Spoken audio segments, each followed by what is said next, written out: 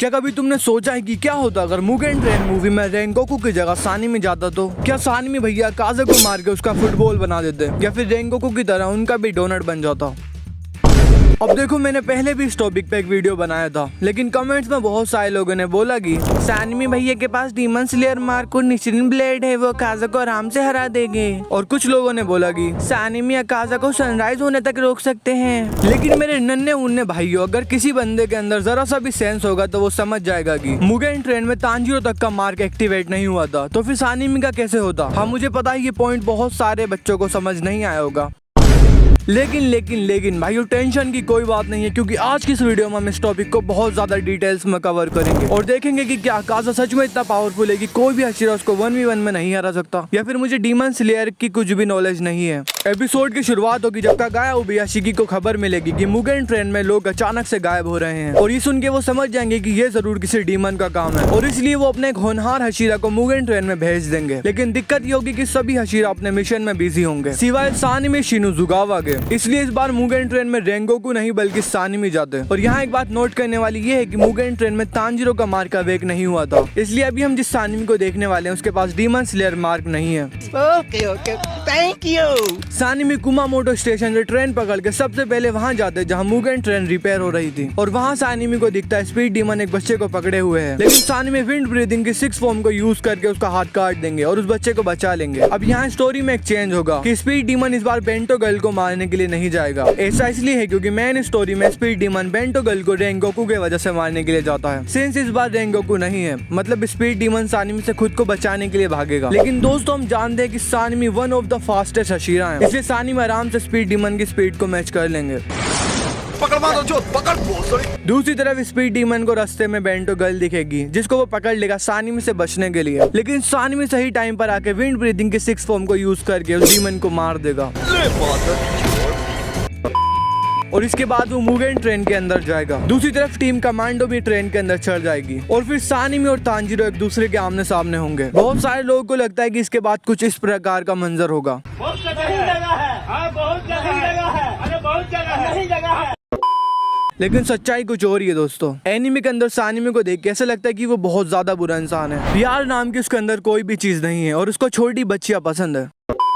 तो असलियत ये है कि सानमी बाहर से कितना भी पत्थर दिल क्यों ना दिखता हो, लेकिन वो अंदर से बहुत नरम दिल है। वो अपने भाई और दूसरे लोगों से बहुत प्यार करता है, और तांजीरो का तो हमें पता ही है कि उसका दिल पानी की तरह साफ है। तो मुझे लगता है कि ये दोनों एक दूसरे को देख के लड़ाई नहीं करेंगे बल्कि शांति से बैठ जाएंगे। लेकिन इनकी शांति को भंग करने के लिए आएंगे चोमो डीमन, जिनके बारे में क्या ही बोलूं भाई, वो बिल्कुल मेरी एक्स की तरह है। इनको कोई भी मार के चला जाता है। मेरा मतलब है सानमी वाइंड ब्रीदिंग की 4th फॉर्म को यूज करके उन दोनों डीमन को मार देगा, जिसके बाद यहाँ एंट्री होगी टीटी की, जो इन सबको एनमू के ब्लड डीमन आर्ट से सुला देगा। तो क्या सानमी एनमू के ब्लड डीमन आर्ट से बाहर निकल पाएगा? सानमी सपने में अपने परिवार को देखता, और अपने पूरे परिवार को जिंदा देख के वो बहुत ज्यादा खुश होता और फैसला करता उन सबके साथ अपनी जिंदगी बिताने का। लेकिन जैसे जैसे टाइम बीतता उसे एहसास होता कि ये सब तो रियल है ही नहीं, और सानमी वहाँ से बाहर निकलने की कोशिश करता और एनमू के चमचे को ढूंढ के मार के वहाँ से बाहर निकल भी जाता। दूसरी तरफ तांजीरो ऑलरेडी एनमू से फाइट कर रहा होता, इसलिए सानमी अपनी विंड ब्रीदिंग की 1st फॉर्म को यूज करके ट्रेन में सबको बचाते हैं और जेनेसु नेजुको उनकी मदद करते हैं। दूसरी तरफ तांजीरो और इनुसुके एनमू के हेड को ढूंढ लेते हैं और उसको मारने की कोशिश करते हैं, जिसमें ऑफ कोर्स वो घायल होते हैं। लेकिन लास्ट में वो दोनों मिलकर एनमू को मार देते हैं, जिसके बाद ट्रेन रेल की पटरी से निकल के गिरने लगती है। हालांकि सभी पैसेंजर्स जिंदा बच जाते हैं। तांजीरो मेन स्टोरी की जैसे घायल हो जाता और सानमी उसको बताते कि ब्रीदिंग की मदद से और ज्यादा खून निकलने मत दो। लेकिन तभी वहाँ एंट्री होती अकाज़ा की। अकाज़ा आते ही तांजीरो को पर अटैक करता, लेकिन सानमी विंड ब्रीदिंग की 6th फॉर्म को यूज करके उसके हाथ को काट देते। ये देख के अकाज़ा बहुत खुश होता और सानमी को बोलता, ए चिकने डीमन बनेगा क्या? ये देख के सानमी की जल जाती और वो उसको बोलता कि एक गांड पे रैप्टा मारा ना, सड़क पे हकता फिरेगा। और इसके बाद अकाज़ा को गुस्सा आ जाता है और फिर ये दोनों एक दूसरे से फाइट करना शुरू कर देते हैं। और ये दोनों इतनी स्पीड में लड़ाई करते कि टीम कमांडो ने देख भी नहीं पाती। मतलब सानमी को भी इस फाइट को अकेले ही लड़ना पड़ता। इससे पहले कि हम फैसला करें कि इन दोनों में से लड़ाई कौन जीतेगा, उससे पहले हम इन दोनों की पावर्स के बारे में जान लेते हैं। तो चलिए शुरुआत करते हैं सानमी से। तो सबसे पहले तो सानमी वाइंड हशीरा है, मतलब बंदे ने वाइंड ब्रीदिंग की 9th फॉर्म को मास्टर कर रखा है, जिसमें से ज्यादातर फॉर्म्स की मदद से वो अटैक कर सकता है और कुछ फॉर्म्स की मदद से वो खुद को डिफेंस भी कर सकता है। सानमी की दूसरी पावर है उसकी physical ability, abilities. Demon slayer के ऑथर ने रिवील किया था कि सानिमी सभी हशीरा में सेकंड फास्टेस्ट हशीरा है और सानिमी की एक और एबिलिटी है उसकी फिजिकल स्ट्रेंथ। डीमन स्लेयर के ऑथर ने यह भी रिवील किया था कि सानिमी स्ट्रेंथ के मामले में सभी हशीराज में तीसरे या चौथे नंबर पर आता है। साथ ही में सानिमी के पास बहुत अच्छी ड्यूरेबिलिटी भी है। जब अपर मून वन ने उसको काट दिया था तो सानिमी ने बहुत ज्यादा दर्द सहने के बाद भी खुद को टाके लगाए थे और सिर्फ अपर मून से नहीं बल्कि मुजान से भी फाइट करी थी। और सानिमी का स्टेमिना भी बहुत ज्यादा खतरनाक है। नहीं, मुझे ये बात कनाए ने नहीं बताई है,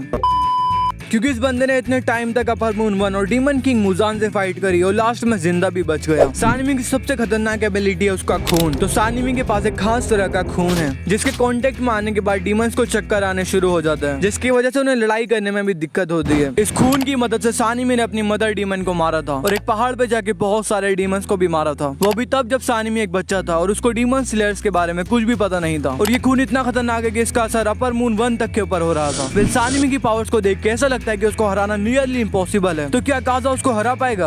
वेल, काजा पिछले 400 सालों से एक डीमन बना हुआ है और उसने अनगिनत हशीरास को मौत के घाट पहुंचाया है और वो एक अपर मून 3 डीमन भी है। मतलब इसके पास फाइटिंग एक्सपीरियंस बहुत ज्यादा है। दूसरा, काजा के पास बेहिसाब स्टेमिना है। तो अगर इन दोनों की फाइट एक लंबे समय तक भी चलती है तो काजा बिना थके लड़ता रहेगा। साथ ही में काजा की दूसरी एबिलिटी है रिजनरेशन। रेंगोकू से उसकी फाइट के दौरान हमने देखा था कि काजा एक चुटकी में खुद को रिजनरेट कर सकता है। काजा की सबसे खतरनाक एबिलिटी है कि उसने सोरियो फाइटिंग स्टाइल को मास्टर कर रखा है। तुम कहोगे कि ये क्या है? तो जब काजा इंसान था तो उसने इस टेक्निक को सीखा था। ये टेक्निक नॉर्मल फिस्ट फाइट का अपग्रेडेड वर्जन है जिसको मास्टर करने के बाद यूजर अपने हाथों की मदद से तलवारों तक को तोड़ सकता है। और तुम्हें यकीन नहीं होगा कि काजा ने डीमन बनने से पहले इस टेक्निक की मदद से 68 लोगों को जान से मारा था और वो कोई आम लोग नहीं बल्कि मार्शल आर्टिस्ट थे। तो तुम समझ ही सकते हो कि काजा के पास कितनी ज्यादा स्ट्रेंथ है और वो कितने खतरनाक है हैंड टू हैंड कॉम्बैट में। और एक डीमन बनने के बाद काजा ने इस टेक्निक को अपना ब्लड डेमन आर्ट बना लिया, जिसकी मदद से जब भी काजा अपने हाथों से पंच मारता है तो उसमें से शॉक वेव्स निकलती हैं जो इतने खतरनाक होते हैं कि वो जमीन में छेद कर देती हैं और उनसे बचना बहुत ज्यादा मुश्किल होता है। काजा की सबसे खतरनाक एबिलिटी है उसका blood demon art compass needle. ये टेक्निक काजा की सबसे खास और डेंजरस एबिलिटी है। कंपास नेडल बेसिकली उसकी एक सिक्स सेंस की तरह काम करती है। जब काजा इसे यूज करता है तो वो अपने आसपास की एनर्जी या फाइटिंग स्पिरिट को सेंस कर सकता है। मतलब अगर काजा के पास कोई बंदा खड़ा होगा उससे लड़ने के इरादे से तो काजा उसकी मूवमेंट को सेंस कर सकता है। इसके वजह से काजा को पता चल जाता है कि उसका ओपोनेंट किस डायरेक्शन से मूव करने वाला है या क्या अटैक करने वाला है। और काजा के ओपोनेंट्स के मूव्स पहले से ही समझ आ जाते हैं। इससे वो हर अटैक को डोज कर सकता है या काउंटर मूव कर सकता है। काजा इस सेंस को यूज करके अपने अटैक को 99% एक्यूरेसी के साथ यूज कर सकता है और वो अपने पंच को उसी एंगल से मारता है जहाँ से ओपोनेंट कमजोर हो। इसलिए उसका अटैक्स ऑलमोस्ट परफेक्ट होता है और उनको अवॉइड करना बहुत ज्यादा मुश्किल होता है। इस टेक्निक की वजह से काजा हमेशा अवेयर रहता है कि उसके पास क्या हो रहा है। मतलब वो एक दो नहीं बल्कि मल्टीपल ओपोनेंट को इजीली हैंडल कर सकता है क्योंकि उसे हर एक फाइटिंग स्पिरिट फील होती है। तो हमने इन दोनों की पावर्स को डिटेल्स में देख लिया है। एक तरफ है काजा जो अपनी डायनामिक रीजनरेशन और मार्शल आर्ट्स मास्टरी के लिए मशहूर है और दूसरी तरफ है सानिमी जो सेकंड स्ट्रॉन्गेस्ट हशीरा है और अपनी अनब्रेकेबल विल पावर के लिए जाना जाता है। लेकिन अब सवाल यह है कि अगर ये दोनों एक दूसरे से फाइट करेंगे तो कौन होगा विनर? चलिए अब हम इन दोनों को एक दूसरे के सामने रख के कंपेयर करते हैं और देखते हैं किसकी एबिलिटीज ज्यादा पावरफुल है। तो इन दोनों की फाइट में सबसे पहले तो सानिमी बहुत ज्यादा एग्रेसिव है। सानिमी के पास बहुत ज्यादा स्पीड है और बहुत ज्यादा स्ट्रेंथ है। साथ ही में उसका स्टेमिना भी बहुत खतरनाक है, इसलिए सानिमी काजा के ऊपर बहुत स्पीड से अटैक करेगा। सानिमी की स्ट्रेंथ की वजह से वो काजा को बहुत गहरे गहरे कट मारेगा और बिना थके उसको मारता ही रहेगा जब तक काजा मर नहीं जाता। लेकिन यहाँ एक ट्विस्ट है मेरे दोस्तों, जैसे कि मैंने तुम्हें बताया कि काजा के पास एक कंपास नेडल जिसकी मदद से उसको पहले ही पता चल जाता है कि उसका दुश्मन क्या अटैक करेगा और कौन सा अटैक करेगा। इसलिए फर्क नहीं पड़ता सानिमी कितनी भी स्पीड में अटैक क्यों ना करे, काजा को उसके बारे में पहले ही पता चल जाएगा और जैसे ही सानिमी अटैक करेगा काजा उसका अटैक को काउंटर कर देगा। लेकिन फिर भी इन दोनों की लड़ाई बहुत खतरनाक होगी।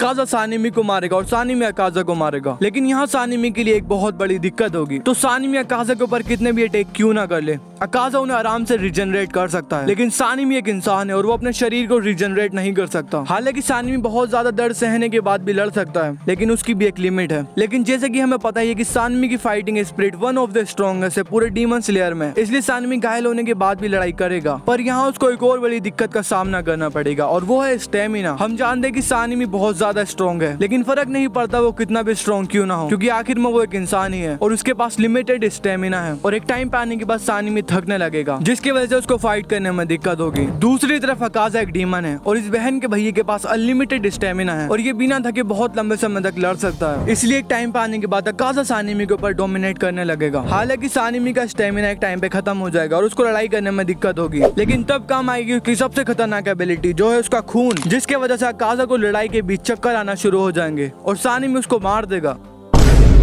नहीं नहीं मेरे दोस्तों, कभी कभी जो चीजें हमें आसान लगती हैं वो असल में होती नहीं है। सानिमी के खून की वजह से अकाज़ा को चक्कर भी आएंगे और उसको फाइट करने में दिक्कत भी होगी, लेकिन अकाज़ा एक नॉर्मल डीमन नहीं बल्कि अपर मून है। और जैसे कि अपर मून 1 के ऊपर भी इस खून का असर हो रहा था लेकिन बहुत कम हो रहा था, इसी तरह अकाज़ा के ऊपर भी इस खून का असर बहुत ज्यादा नहीं होगा। और यहाँ काम आएगी उसकी बेस्ट एबिलिटी जो है उसका ब्लड डीमन आर्ट। अकाज़ा की कंपासनेटल एबिलिटी उसके शरीर को भी कंट्रोल करती है, इसलिए लड़ाई के बीच में अकाज़ा को चक्कर आने के बाद भी वो सानिमी के ऊपर अटैक कर पाएगा। और आखिर में सानिमी का अंजाम क्या होगा ये तुम समझ ही सकते हो। अब ऐसा बिल्कुल नहीं है कि सानिमी अकाज़ा को नहीं हरा सकता। मेरे हिसाब से इन दोनों की लड़ाई में 10 में से एक बार सानिमी अकाज़ा को हरा सकता है। और ये भी तभी पॉसिबल है जब अकाज़ा सानिमी के पेट में अपना हाथ घुसा देगा, जैसे उसने रेंगोकू के साथ किया था। और फिर सानिमी अपनी पूरी जान लगा के अकाज़ा को रोके रखे पूरे तरह से सनराइज होने तक, और टीम कमांडो भी उसकी मदद करे। लेकिन यहाँ भी एक दिक्कत है, जैसे कि मैंने अकाज़ा की पावर्स में बताया था कि उसने एक इंसान होने के बाद भी अपने हाथों से 68 लोगों को जान से मारा था, तो तुम समझ ही सकते हो कि उसकी स्ट्रेंथ कितनी ज्यादा है। और टीम कमांडो उस टाइम पे बहुत ज्यादा कुछ खास थी नहीं, इसलिए मुझे लगता है कि इन लोगों के लिए बहुत ज्यादा मुश्किल होगा अकाज़ा को रोके रखना। और अगर ये लोग अकाज़ा को रोक भी लेते हैं तो उसके साथ सानिमी भी मारा जाएगा, क्योंकि अकाज़ा ने उसके पेट में अपना हाथ घुसा दिया था। अब यहाँ तक जिन लोगों ने वीडियो देखी है वो समझ ही गए होंगे कि इन दोनों में कौन ज्यादा पावरफुल है। हालांकि मुझे लगता है कि एक कैरेक्टर को महान उसकी पावर्स नहीं बना दी है, बल्कि पावर्स के अलावा भी बहुत सारी चीजें होती हैं। इसका सबसे बड़ा एग्जाम्पल है एरविन स्मिथ। इस बंदे के पास पावर्स के नाम पे घंटा कुछ नहीं है, इसका एक हाथ नहीं है, ये हिला भी नहीं सकता, लेकिन फिर भी ये आर्मर टाइटन के सामने खड़ा हो गया था। इतना कूदा है इसके अंदर, और आज भी इसको अटैक ऑन टाइटन का one of the greatest character माना जाता है। रही बात सानिमी की, तो हो सकता है कि वो अकाज़ा से कम खतरनाक हो, लेकिन एक कैरेक्टर के रूप में सानिमी अकाज़ा से 100 गुना ज्यादा खतरनाक है। और ऐसा इसलिए है क्योंकि एक तरफ अकाज़ा अपने परिवार की मौत के सदमे को बर्दाश्त नहीं कर पाया और बुराई के रास्ते को अपना लिया, वहीं दूसरी तरफ सानिमी ने अपने पूरे परिवार को खोने के बाद भी हार नहीं मानी और अच्छाई के लिए लड़ता रहा। और बंदे ने लास्ट में अपना सब कुछ कुर्बान कर दिया इंसानियत को बचाने के लिए। और यही बात है जो सानिमी को एक महान कैरेक्टर बना दी है। मुझे पता है ये वीडियो देखने के बाद भी बहुत सारे लोग बोलेंगे कि मैं गलत हूँ और ब्ला ब्ला ब्ला, तो उन सब लोगों को मैं यही बोलना चाहूंगा कि चल भोसड़ी के। वैसे क्या तुम लोग चाहते हो कि मैं सानिमी और अकाज़ा को उनकी फुल पावर्स पे कंपेयर करूं? कमेंट करके जरूर बताना। वैसे जब तक तुम ये वीडियो देख सकते हो